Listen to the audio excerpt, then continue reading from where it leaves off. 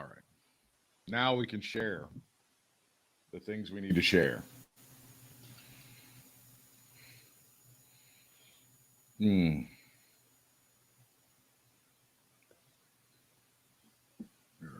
All of America's problems have been solved in the time that we were away, so I don't have any idea what we're going to talk about.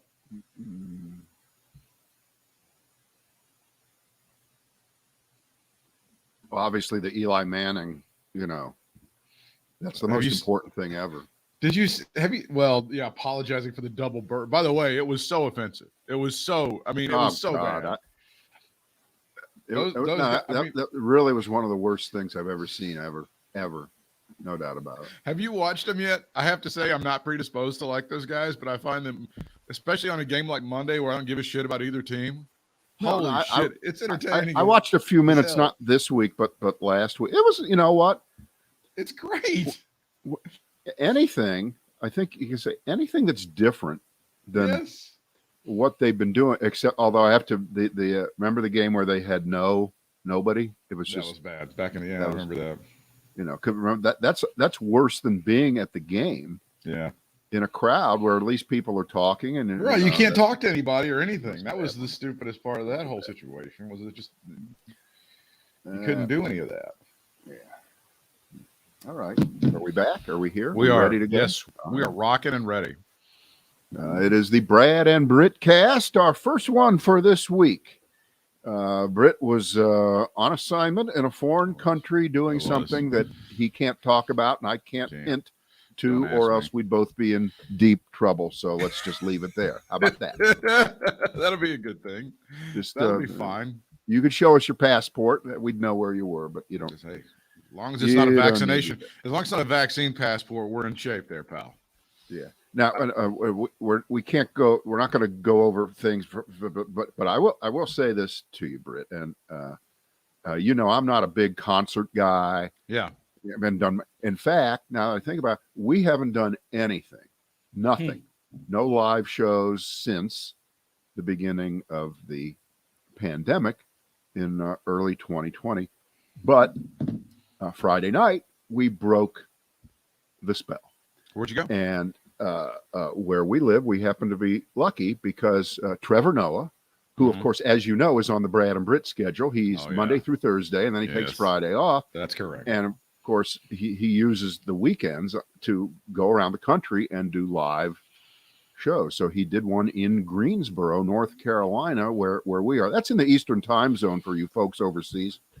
Because they just don't pay him that much, so he has to go out on the weekends and try to make some money to kind of get a salary. You know what? That is the most ignorant shitting on a story that's so irrelevant. No. You sometimes you do, but that one really is stupid. Okay, but okay, I'll just forget. I'll pretend you didn't say that. He is so good. He is so excellent, and like a lot of great people on television who are known for whatever it is they're doing, they are completely different when they're not restrained by the rectangle around them, the box, the TV camera. He's so fabulously excellent. And without talking about anything that he talked about, I'll just say this. He was off all summer, in case you noticed. If you remember, you tune in. They were always showing The Office, 9 episodes of The Office every night, right? That's how they were covering up that out. They paid a lot of money for those. They got to run. Yeah. Except for that one diversity but he can't run that one anymore. He just wasn't there. Turns out the reason he wasn't there is because, ready? He had a urinary tract infection. Men don't get those very often. They really don't. They're painful. They're fucking painful. Oh boy. Well, they're so painful that they can turn into a 1.5 hour nonstop hilarious thing that Trevor Noah did with an anatomy lesson about women and what they go through and how all the men in the audience had to slink down in their seats because he gave a blow-by-blow description of not just what happened to him, but what he now realizes what happens to women and why women are and why they want the fucking temperature 5 degrees colder in the house. Why all Was the it- time? What Was the it really hell- funny? Was it really hysterical? and bet it was it's great. so good, and he Yeah. couldn't do that on television. Right. It would never work on TV, but with a live interactive crowd, it was great. He's great. I had respect for him before, way more now. Yeah. Way more now. He's that good, and with the physicality of a guy on stage who knows how to. Yeah. Who he's comfortable up there. That's all I can say. All right, But he's that's such all. he's such an ugly son of a bitch to look at, though. I mean, that's the problem with that guy. Is you just That's it. But, I think the ladies dig him. I think the ladies kind of think he's sort of attractive. Yeah. Well, he is like, and it is true. He has certainly, he doesn't have to try, because this is obviously his personality. He has mastered the art of smiling all the time, which, as you know, I nailed that one down. 30 years ago. That's all I stole it from you. The guy stole it from you. He ripped it off. Right. But he's all right. So that's my one personal story. Why don't you throw one out there? You have to have done something in the last 4 days of interest before we dig into the reconciliation bill versus the infrastructure bill. Kill me. Just shoot me. Is AOC going to wreck the entire process? Shoot me. No, Shoot me. We actually went to a concert 11 days ago at the Greensboro Coliseum. It was a large event with a lot of people there, and there was this group I'd never heard of called Dan and Shay, but we went to go see the band Camino. I have their shirt on right here. I like them a lot. They were one of the opening bands, and they were great, and we wore our masks, and that was the first time that I've actually been to something in a long time. I saw that once. De Niro is in fun. that. Scorsese directed Yes, that's correct. Now, they had a little problem with an event at the Greensboro Coliseum last night. Have you heard this? I saw something on this was again, this is one of those I heard the second half of what was going on, and let me try to describe what I know. Tell me if this is right. Okay. I'll let you see if you're right or not. This will be good. It was a show at, I don't know whether it was sold out, but the Greensboro Coliseum is enormous. It looked like it. It looked like it was. Yeah, it looked like it was sold out. And it was some rapper guy that, of course, I haven't heard of. My children haven't heard of. My dog, but okay, not my world, not my thing. I believe it was the headliner was Fayetteville's own J. Cole. J. Cole was your headliner. Don't know him. Doesn't matter. Not part of your universe. You get to like what you like. You get to pay to see who you get to see. But for some reason, a show that was supposed to start at 8:00 not only didn't start at 8, it didn't start at 9, it didn't start at 10, it didn't start at 11. No. And so all these people were mad, and that was our top story tonight on News 2. That's all I know. That's all I know. Okay. That's true. He puts J. Cole, the artist, puts a statement out. He goes, man, we didn't realize setting up production and lights for this thing was going to be so complicated. So what you're supposed to believe is that they're rigging up speakers and strobe lights, and they'd never done it before. First time, huh? The thing that we went to was a very highly produced event with a lot of video and a lot of coordinated lights, and there was a box that brought these guys out to another stage. You know what? That's already too stupid to talk about. Okay, because if you're at the level you're playing the big places, there's no discussion over we had no idea. No, that's on. You're done. Get out of the business. Get out of the business. We're living in a town where we're about a month away from them playing chicken with a huge event. People don't know across the country, the North Carolina A&T State University homecoming is one of the bigger homecomings in like the whole country, and people come from all over the place for this thing. They've canceled a few events, but they haven't canceled the game. And they haven't canceled. And so there's going to be a lot of unofficial events. I think there's a massive concert. So we're about a month away from that.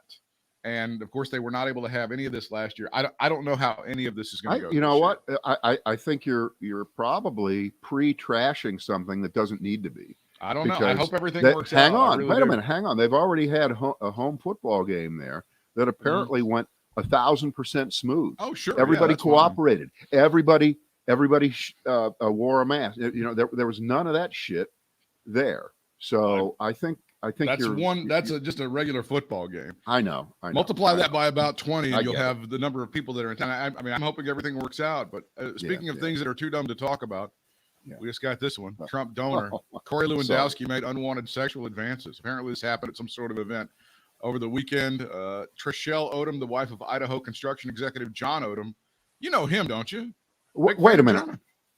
Hang on a second. First of all, I love the headline because by definition, any sexual advance by Corey Lewandowski would, again, by definition, be unwanted. But okay, all right. True. Lewandowski repeatedly touched her, including on her leg and buttocks, and spoke to her in sexually graphic terms. Odom said Lewandowski stalked her throughout the evening. 4 people who were firsthand witnesses at the event corroborated Odom's allegations. Politico also spoke with 2 people, one of whom was at the event and another who was not, who described conversations they had with Odom about the incidents immediately after it happened. But I read most of the story. I read the details and the rest of it. And then, again, because we're on a podcast, I can do this. Did you already try to find pictures of her? No, I haven't done this yet. Oh, I'm worse than you. I'm worse than you. Well, we've established worse than you. But of course, the underlying logic there is, was it worth it? Okay. This is terrible. This is terrible.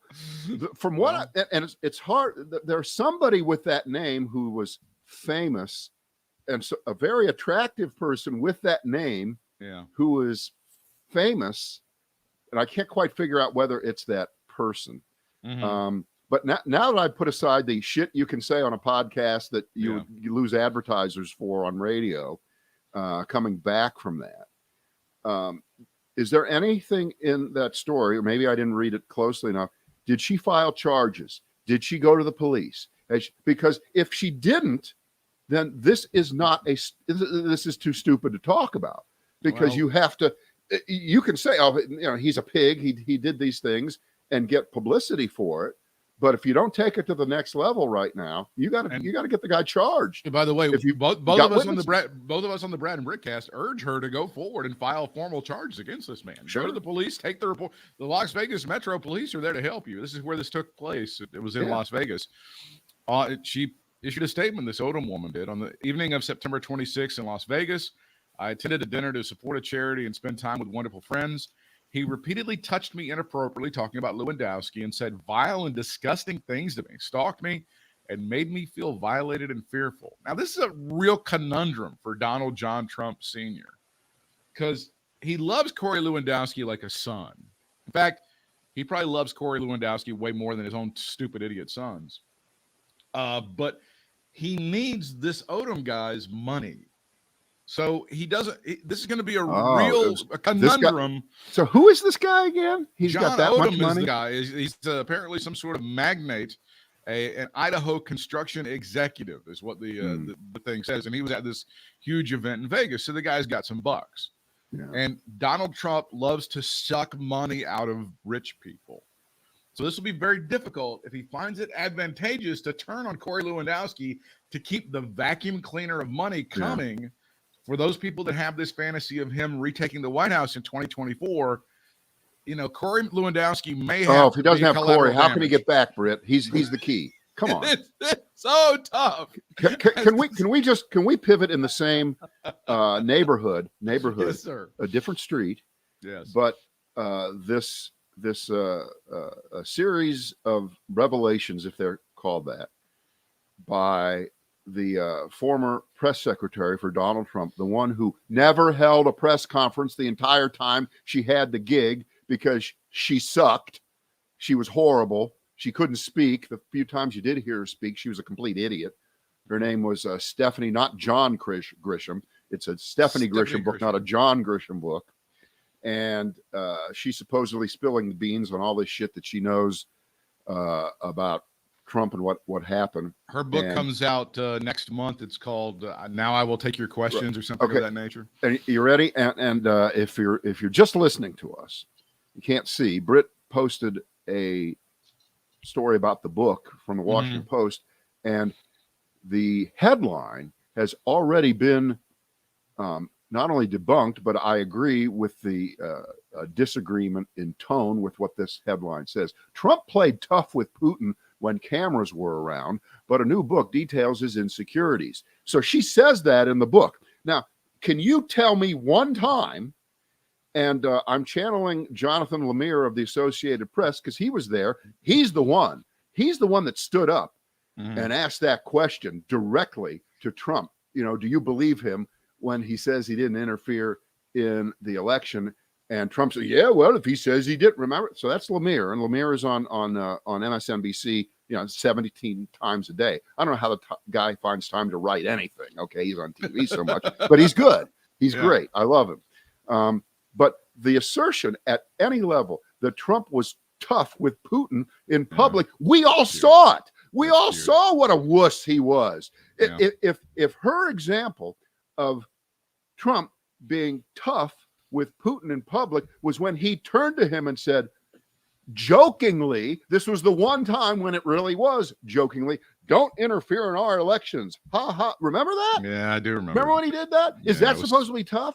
And then behind the scenes, he was even wimpier, obviously. Now, I do believe the part in the book that says that Putin, who's not stupid, had enough background on Trump to realize that he was a germaphobe. So he would constantly cough.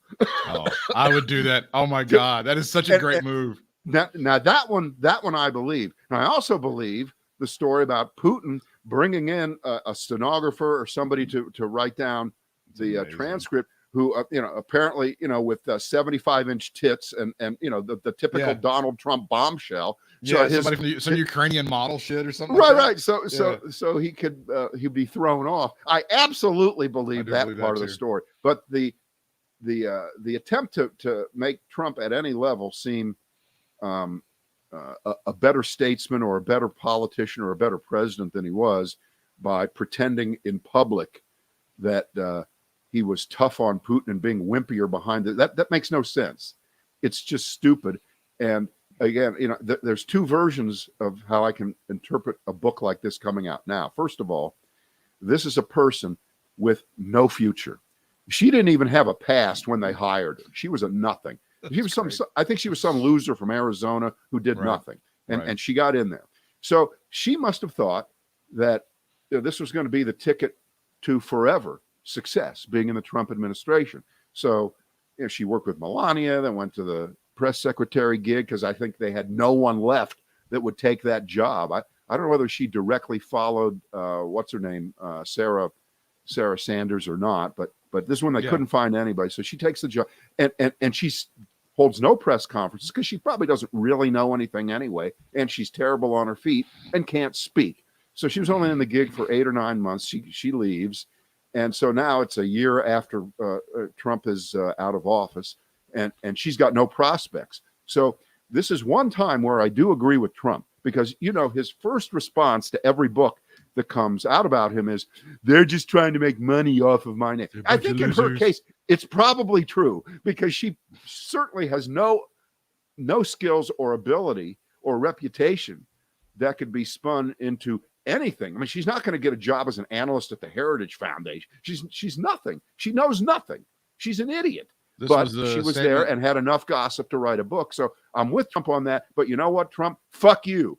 Because your whole goal is to make money off of everyone else and leave them holding the bag. So you have nothing to say about people who use whatever notoriety spins off onto them because they were doing shit work for you. And she also goes into that category of people, you know what?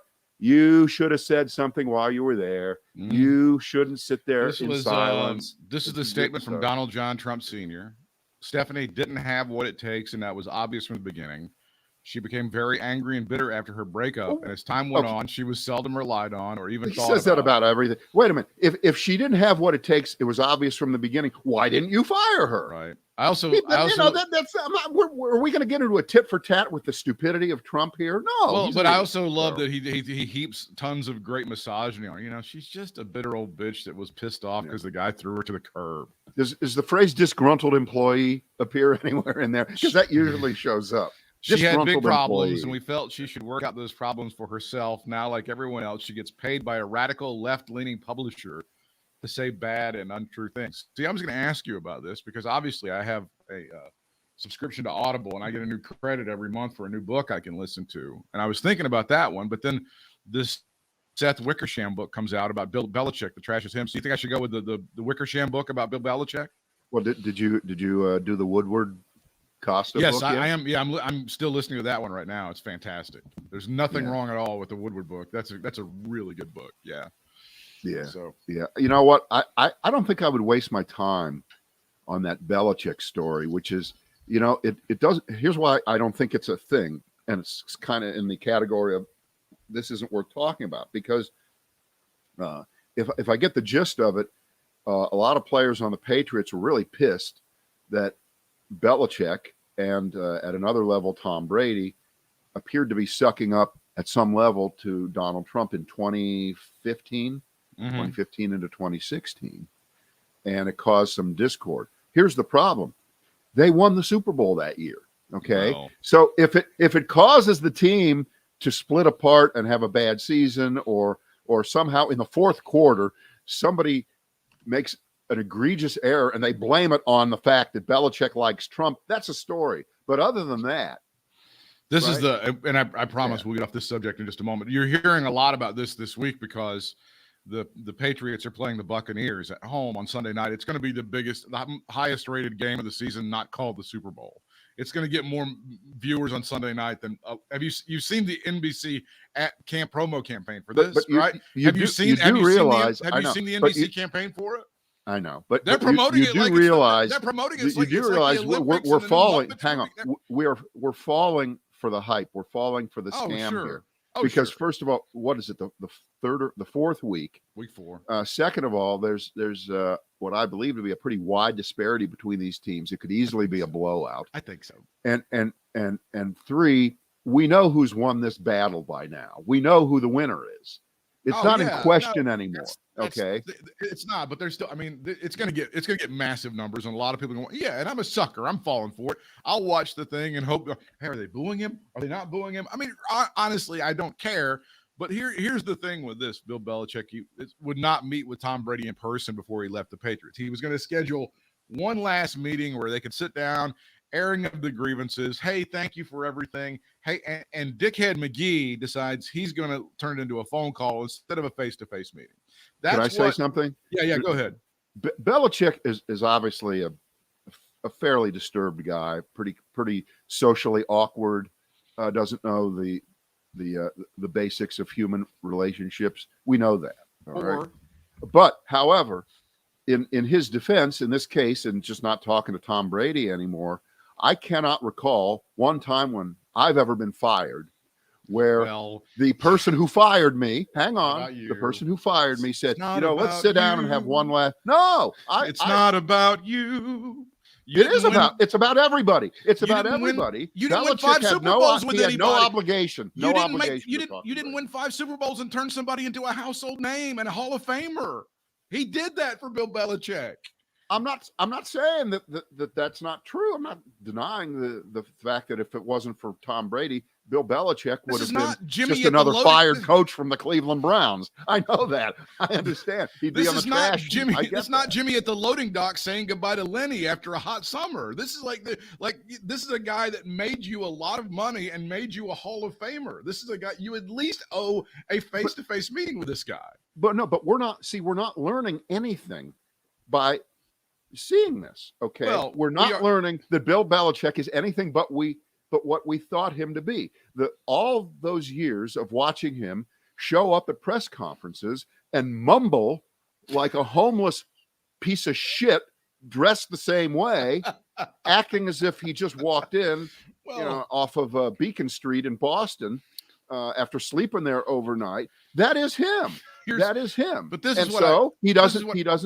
So it does not surprise me. This actually fits the bill. I'm not disappointed in Bill. I don't think much of it. But you gave him, I think, way too much credit. Like he's socially awkward. No, or he's just an asshole. There's always that. He's just a huge dick, and he chooses to be that guy. What I think is going to happen is, like, after he retires, you'll find out he's this affable guy. He's got a lot of quips. He's very glib and stuff like that. And this reminds me of the Howard Stern thing. What has Howard Stern been doing for like 10 years now, Brad? He's been going out and apologizing for being a gigantic asshole, right? For like most of his life to people he was competing with. Do you have to be an asshole to be successful? Bill Belichick, I asked you this question. Was that necessary? And perhaps if you were a little nicer on this end, you could have avoided some apologies on this end. That is my point with Bill Belichick. Was it necessary for him to be a dick the entire time? Well, but see, I don't think he cares. Yeah, and he's not going to spend the rest of his life after he leaves coaching trying to, quote unquote, rehabilitate his image. He's not going to try to be the guy. He's not going to sit on the panel on ESPN on Sunday or on the NFL Today or Fox the Sunday. He's not going to be with those guys. I don't think. I could be wrong. I mean, because if you would have asked me 25 years ago, what about Jimmy Johnson? Is he going to? I wouldn't have thought Jimmy Johnson. But of course, he's very good and he knows a lot and he's a funny guy and he can play the game. Now, has Belichick been hiding that all these years and it's going to blossom? No, that's not going to happen. So Steve obviously Steve's got my back. LMAO, a coach owes nothing to a pro athlete who left the team. He was paid millions of dollars to play there, and as much as I hate the Pats, he owed that prima donna douche nothing. Well, again, it's good to get the support from the listeners, always and forever. All right, we'll talk about something important. You've seen General Milley and a couple of the other generals getting yelled at a couple of days. Here was some of the headlines on Mediaite. Matt Gaetz rages at Milley and Austin during the hearing. If we didn't have a president that was so addled, you would all be fired. Now, to be fair to Matt Gaetz, he just saw R. Kelly get convicted of something he's probably going to be convicted of. So he's a little emotional right now and he may just have some outbursts that he's not in control of. All right, but before we waste more time talking about a story about what Matt Gaetz said, which, by the way, we are falling for, to talk about what he said as being the one way we get into the story about Afghanistan and those hearings. We are the problem, but okay, it doesn't matter. You started it. Well, I did, but he's just indicative of what you've been seeing. And of course, you would have thought a few weeks ago, Milley would be in the brig. Milley would be walking the plank right now. He would be shot in front of a firing squad. Because I never thought that. I never thought that was going to happen. I came out the first hour and posted on Facebook. He's a fucking hero for what he did. And it was way before I heard anybody on TV say it, because it was obvious that he did the right thing. And now everybody in the world has copied me. But then they go, he says in the hearings yesterday in front of the senators, and the usual suspects were trying to be complete dicks to him, and he wasn't taking it. He goes, look, all of these people like Mark Meadows and all of these like Esper, all of these people were in the loop. I have the fucking receipts. I'm a general for a reason. So everybody calm the fuck down. They knew what I was doing. They were in on it. Maybe they didn't tell Baby Huey because Baby Huey's a piece of shit, but they were all in the loop on this. So everybody back the fuck off. I did not go outside of chain of command. Of course, they didn't touch him. I don't think ever in our lives we've seen someone at that level have Joint Chief say, we failed. The policy failed. The strategy failed. And he did admit that they didn't see this coming. Now, that's a troubling thing because it wasn't as if this wasn't being talked about and written about for weeks and months. I mean, I can certainly recall, I know you do too, that for many, many months before what happened those last 10 days or so in Afghanistan, we were seeing stories about what is going to happen to all the translators, all the people that helped us during that war. Are they going to get screwed? And if they are, we have a moral obligation to get them out of that country now being in March, April, May, and so that's pretty troubling. It does lead to the question of do generals live in their own bubbles? Does the military live in its own bubble? Did they not see those stories? Were they not aware of that? And if they weren't, that's terrible. If they were, then that is gross negligence. But what happened the last few weeks in Afghanistan, that was not treason. That was not. There was nothing of the sort. No. Okay. And these hearings where losers like Matt Gaetz, who, and by the way, I love the fact that you planted the seed of a guy who is so screwed up mentally right now because he realizes he may very well get convicted in the same vein of R. Kelly, in that same ballpark, because then that brings us, that brings us to the possibility of an R. Kelly, Bill Cosby comedy and music tour, because you may have seen that Bill Cosby, through his spokesman, is saying that R. Kelly got railroaded just like Bill Cosby did, because that's another successful black man who has been taken down by the system unfairly. Now, Matt Gaetz can be their kind of white third wheel. He can be their shemp. See, you were criticizing me for taking the bait, and there was a point because I got the shot in against Matt Gaetz. He's going to go. I told you. I'm glad you did that because he's going the same route. He's going the exact same route that R. Kelly is. I certainly hope he is. For God's sake. Right. But again, there are certain people you want speaking up on your behalf, and there are certain people you don't. If, for example, something awful happens and your wife is found dead, you don't want O.J. Simpson going, "Hey, I know Brad Krantz. He's a good guy. He wouldn't do that." You'd be like, "Shut the fuck up. I don't need your help. You're good. Just stay over there." Right? Yeah, of course. I don't need you speaking up on my behalf. Yeah. Here's another one we're not going to take the bait on. Congress must raise the debt limit by October the 18th. Treasury Secretary Yellen warns in new letter as default looms. It's a very serious story, but you and I are not going to get into a discussion of, maybe the Republicans have a point about all this spending. I think they should have their concerns listened to because they don't care. There's not a point to anything that they're doing. It's just nihilism. That's right, well, isn't it? It's worse than that. Yes. And you characterized it in the inaccurate way that Republicans are putting it out there to a moronic public, which is they don't know what the phrase debt ceiling means. In fact, nobody actually knows what it means. It's almost a made-up thing, okay?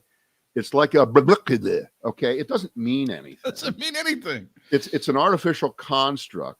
The best way that it's explained is, Britt, you have a credit card. It's issued to you by Bank of America or whatever, and it's a MasterCard or a Visa, and you go out and you spend $1,000 next week at your favorite place, BJ's Wholesale. You run up the tab. Sure. Yeah. And then the great thing is about the credit card, you don't get the bill for, 3 or 4 weeks after that. And then you have about 2 weeks or so to pay that. So you owe that money to the bank because you've already spent that money and you owe them that money. That is what the debt ceiling is. The debt ceiling is the United States having to pay for bills that it ran up previously. It is not, repeat, it is not what are you going to spend tomorrow? What are you going to spend on legislation right now about infrastructure or child care or the other things in the larger piece of legislation? It's not that at all. But the Republicans are so disingenuous. They're so full of shit. Yeah. The same Republicans who voted to pay the bills when Donald Trump was president. And remember what his bills were. His bills were just passing out money in the form of tax cuts to the richest people in the country and corporations. But that was worth, quote, raising the debt ceiling, which is paying your previous debts. It's not a ceiling for the future. It's about the floor in the past that you stood on and started spending money on. I believe those tax cuts would have been called an unfunded mandate under different circumstances. You can call them anything, but they were paid for technically in that the country didn't go into default when the money was not collected by the Treasury in the form of taxes because the taxes had been cut for people owing them and corporations and the rest. So just when, and I don't know how many times we've done this, just when you don't think that Mitch McConnell could be a bigger lying piece of shit, this is what he's doing. And because most people don't pay attention to the news, they don't know. They just hear the phrase debt ceiling, and at the same time, because the Democrats and President Biden and Chuck Schumer and Nancy Pelosi and the rest of the Democrats are fighting among themselves to decide how much and how they want these two different pieces of legislation to pass and how much they're going to involve with.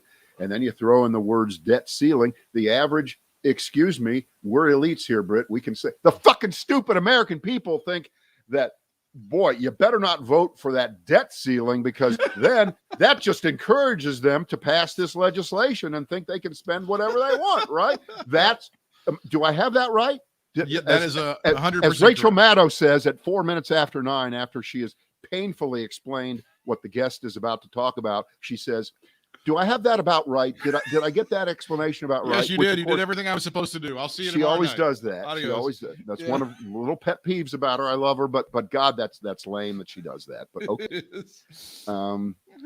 So yeah. So all right. So let's leave the debt ceiling alone, because the more important thing, because that's going to get. They're not going to let, no matter what happens, the country is not going to be allowed to go into full default. They're not going to repossess the Statue of Liberty. They're not going to do, the stock market isn't going to crater by 60% on anybody's watch. But they're willing to play chicken with it for their voters, to show their voters that they're serious about something that they support. No, they're not serious about anything. They're not serious. This is McConnell's not serious about his underwear. I'm sure he's just an idiot. This is like McConnell and his dumbass people that all they're trying to do is to stick a stick up Joe Biden's ass, and his supporters. Yeah, well, it fucks you. It fucks all of us. But they don't care. You know what? If this is not about stick, and again, you just pointed out something that goes right into that same category. This is how stupid people are. Yeah. This is not about what will happen to Joe Biden. All right,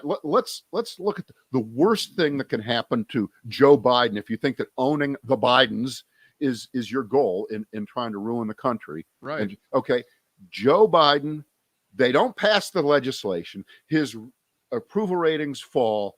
The Congress becomes Republican. The country sucks, and Joe Biden's a one-term president. All right. That's quote unquote the worst thing that can happen to Joe Biden. Okay, it's not good for him. He won't like it. He won't look good in history. He'll look like okay. But that has nothing to do with the fact that tens, hundreds of millions of Americans really will have something bad happen to them nearly instantly if the country were to default on its debt and its good name around the world. And the United States Treasury securities become junk bonds overnight because we're not paying the obligations on them, and people don't get their Social Security checks and all the things that we've heard this 20 times over the last few years when the Republicans play this kind of brinksmanship game. And it's, by the way, remember, it's always Republicans that do this. Always the Republicans, the same people who say in another moment, in another time, we need a balanced budget amendment. Yeah. And then they run up bigger deficits than any Democrat ever. Trump did that. So, again, I don't take them seriously on this whole debt ceiling thing, but they're using it as a cudgel and a wedge to try to screw up the negotiations going on over the other two pieces of legislation, which the Democrats are, wrestling with each other. And, they got to get a win. They got to do it. Whatever that means. This backs against the wall. No tomorrow. 110%. The whole thing. This is every cliche ever. They cannot afford to walk away empty-handed because a couple of senators, won't play ball out there in Arizona and West Virginia, and the far lefties in the House are all saying in mass, "We're not going to vote. We're not going to vote for the goddamn infrastructure bill if you don't give us all the." If you don't believe right now that they're all posturing, that they're all bluffing, and that at the end they're not going to all realize that they have to compromise if they want to survive, if AOC wants to be part of a Congress where there are 110 Democrats and 360 Republicans, where you'll never hear of her again. If she wants that, then they can tank the infrastructure bill. Go ahead. Be tough, because we didn't get everything at the exact level that you want to. I don't think that's going to happen. I don't think she or other people are that stupid. But it's horrible when people are negotiating with themselves. That's the worst part of this. That's the worst part of it. But the idea that they could think, that some of their supporters are rooting them on. I'm talking about the Republicans in doing this, and they don't really know what they're rooting for. They just go do it, and that somehow they can try to score political points by fucking up life for everybody. And the other thing about this is the media should be reporting on the idea that the Republicans are just voting on basically economic destruction for the planet. If you vote against lifting the debt ceiling, that's what you're doing. There's no other way about it. It's not. they're very serious about this spending, and I think they've got some really good points, and we need to listen to them. No, that's not what this is about at all. They have no Of points. course There's not. none. No, It's of course stupid. not. No, We finish up. Yeah. Let's finish up with this guy who's become now the poster boy of NBA non-vaccinations. His name is Kyrie Irving. I think he played about 11 or 12 games for Duke University a few years ago. Yeah, that's what he's most famous for, Britt. Jesus Christ. Holy shit. God damn it. Stop This goes into my narrative about what a problem Duke University is. Hi, I'm Rand Paul. Have we met? Hi, I'm Stephen Miller. Have we met? Hi, I'm Richard Nixon. Have we met? Kyrie Irving is part of the 10% of the National Basketball Association that says he will not get vaccinated, and he's very proud of it. Currently, he would not be allowed to play at his home arena. That's the Barclays Center in Brooklyn, because the city of New York has you're not vaccinated, can't go to work. Sorry. Okay. And now he, along with this Andrew Wiggins person, they're saying, right. No play, no pay. You're going to lose millions of dollars. Go ahead. That's fine. I think the bigger story on this is the LeBron James story. Yes. Yeah. Because LeBron James, about 2 months ago, when he was asked, are you vaccinated? He was in that category of people that we thought sucked, who would say, it's a personal decision. I'm not going to say one way or the other. It's not up to me to tell people what to do, and it's a personal decision between me and my family. Now, I'm going to go both directions here. To his credit, now he's vaccinated. Mm-hmm. And to his credit, over the weekend, he said, yes, I'm vaccinated. And he's the first person I know, actually, that when he used the phrase, I did the research, apparently the research he did led him to believe that he should get vaccinated. Okay, I'll take him at his word. That's fine. Because you know what? Any normal person doing the research that is legitimate would come to that same conclusion. So I give him that. However, then he drops in this little nugget. It's not up to me to tell other people to get vaccinated. It's still a personal decision for people to decide themselves. And I'm not going to get out there in front and try to lead people in one direction or another. And to me, you're now completely turned around and you're back into the toilet, because this is a guy, and he actually used the word, I'm not going to endorse the vaccine one way or the other. Okay. This is a guy who, and I looked it up, last year, he made $55 million in endorsements of shoes and other shit and Kia and whatever else. So he can endorse that, but he cannot endorse a life-saving shot for people who would listen to him. They would listen to him. I just can't think of a person who would have more of an influence, if anybody is ever going to have any kind of an influence, because, we've gone through a year and a half of, we need prominent people to sever. And he would be one of those people. I really believe that. This is the Fox News version of the story. Yeah, Lakers LeBron James says he received COVID-19 vaccine. I think everyone has their own choice. Well, yeah, everyone has their own choice also, whether to shoot their head off with a gun, but I would encourage people not to shoot their heads off with a gun. It's just a thing. Now, I don't want to intrude on your right to shoot yourself in the head. I appreciated LeBron James when he came out and we started talking about some of the issues after George Floyd was murdered in Minneapolis. And he started talking about black people being killed by policemen. I think that was very important. This is important too. You can take a stand. This would have been.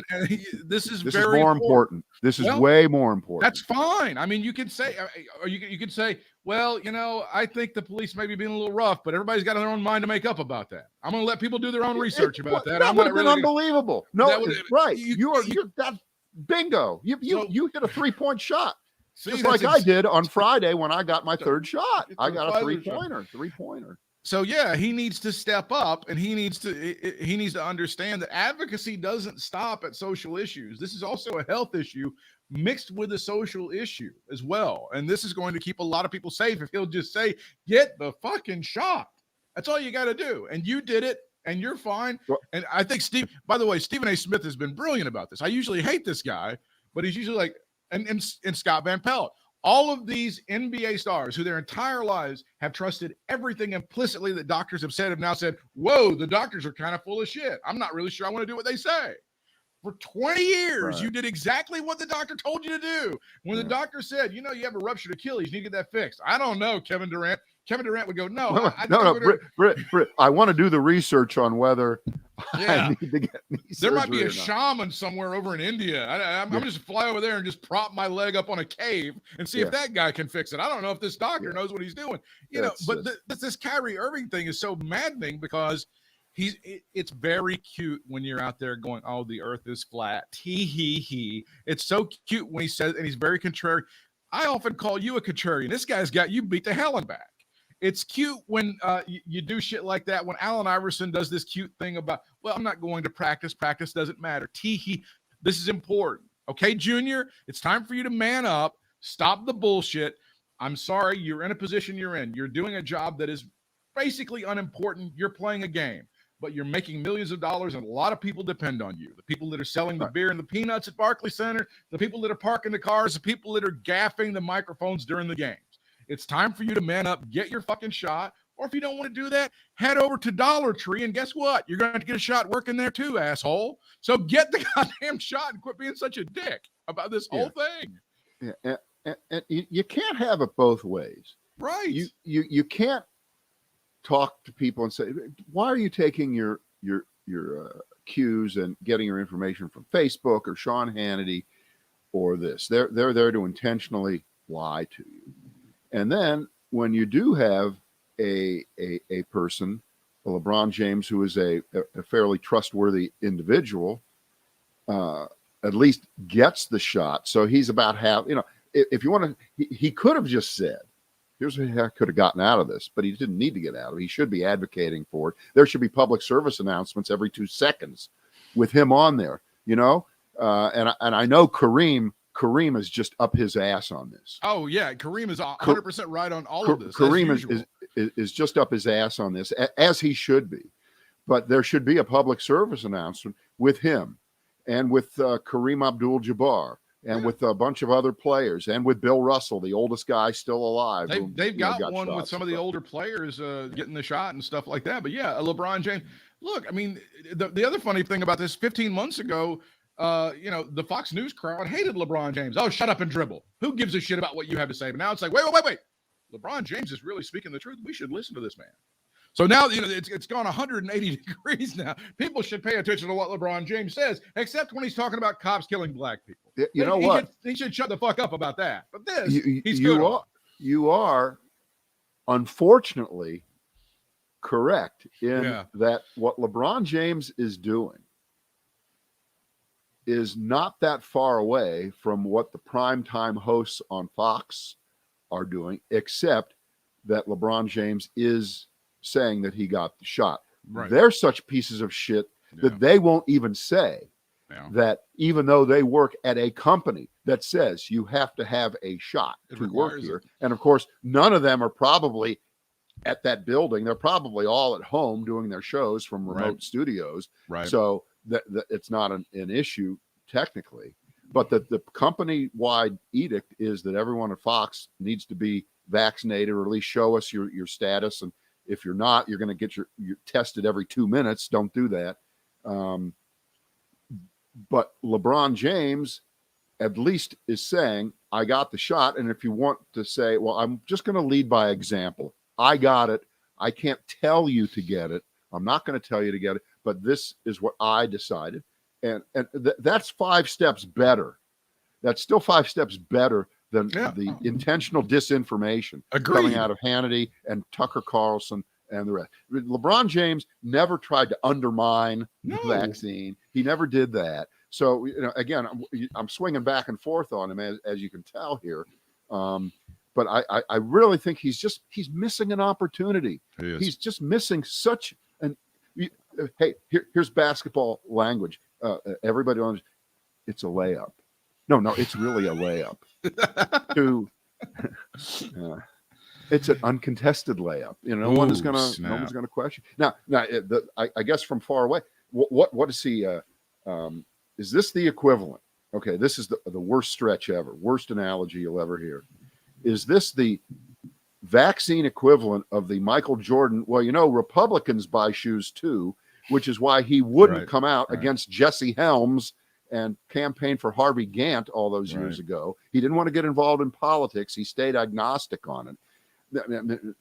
I thought that was terrible, and I don't think Jordan, everything he's ever said about that has never been adequate. It's always been, but he's also he's also redeemed himself in other ways as well. But I know, he's had to live with that. He's had to live with that for a number of years, and he should. Right. And so that's probably going to be what's going to happen with LeBron. This is not going to be held against him. At any level. He's giving aid and comfort to people that were calling him an entitled N-word 15 months ago. That's the sad part about that. Yeah. The shut up and dribble crowd now loves him. Right. So my parting advice is I would get on Ticketmaster right now. The Bill Cosby R. Kelly tour with opening act Matt Gaetz. Those tickets. I'll tell you what, I hate this. You go on the site. They're already the cheapest one is $800. I hate that. Unfortunate. They've already been picked up by all the scalpers. Are those tickets going faster than the Bill O'Reilly Donald Trump double thing? Because that was huge. Well, I have one word for that. Ready? Bundle. Yeah. If you get them both, bundle and save. Yeah, bundle and save. The greatest 2-act shows you've ever seen. All right. See you tomorrow. We will return back on the next Brad and Britt cast at a Brad and Britt cast affiliate near you.